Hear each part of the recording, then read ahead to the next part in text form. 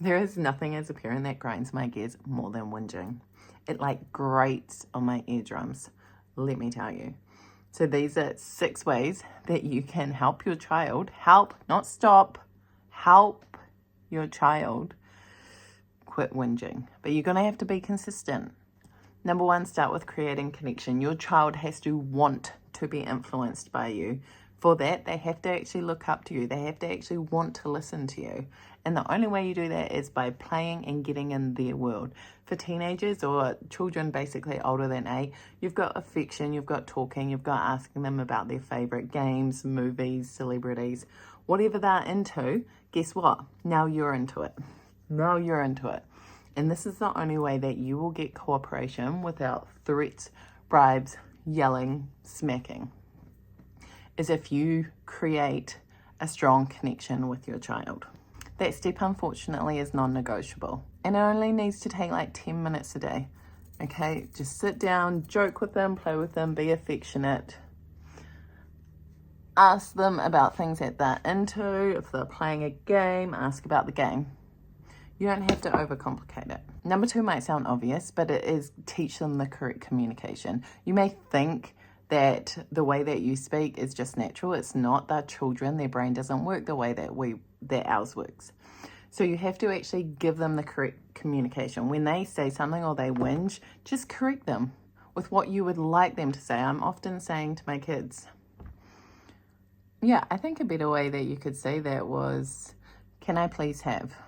On that note, they must understand what whinging is. So do explain that to them. I explain this in a way of being like, hey, whinging is this. When you're using this really whiny voice, I didn't do that, don't do that. When you use that voice, that's called whinging. And it makes it really hard for me to hear what you want. They must understand the difference between their whinging voice and their regular voice. And every time they use that whinging, annoying voice, you're just going to say, can you use your regular voice, please? Or I'll answer that when you use your regular voice.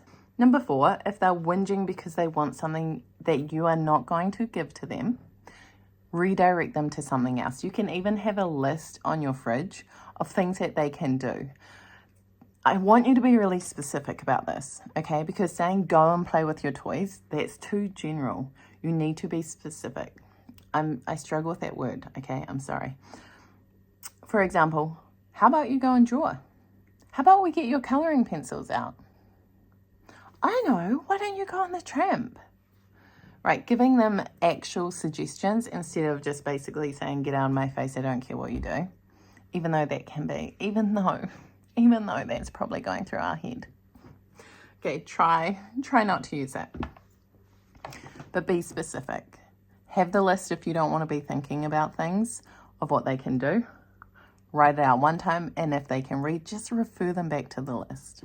Number 6, really freaking important that you hold boundaries, that your no means no. Because if your child knows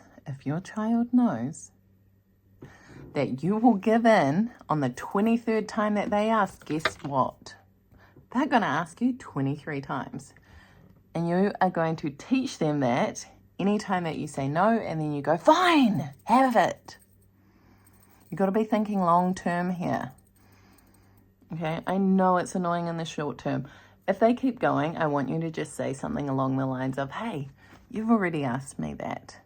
I've already answered it. You've got your answer, okay? What else could you do? And then again, go back to redirection. Give them something else to focus on. Or you can give them a time, okay? I know you really want to do that, okay? We're going to be doing that after lunch at exactly probably around 2 o'clock, okay? You might want to give them a visual timer. You might want to show them what 2 o'clock looks like on the clock so that they can stop asking. And finally, you have to be the role model. Don't whinge. Try not to complain at your children, right? Be solution focused when you talk to them. Problem focused is what you did this, da da da da da da da. Solution focused is now how do we fix it, right? Complaining to them about the things that they've done is probably just as grating to them as their whinging is to us. We cannot expect more from our children than what we expect from ourselves. I know It's sad. We don't want to be a hypocrite. If you like this video, please subscribe. I'm going to be posting a lot more tips. Bye.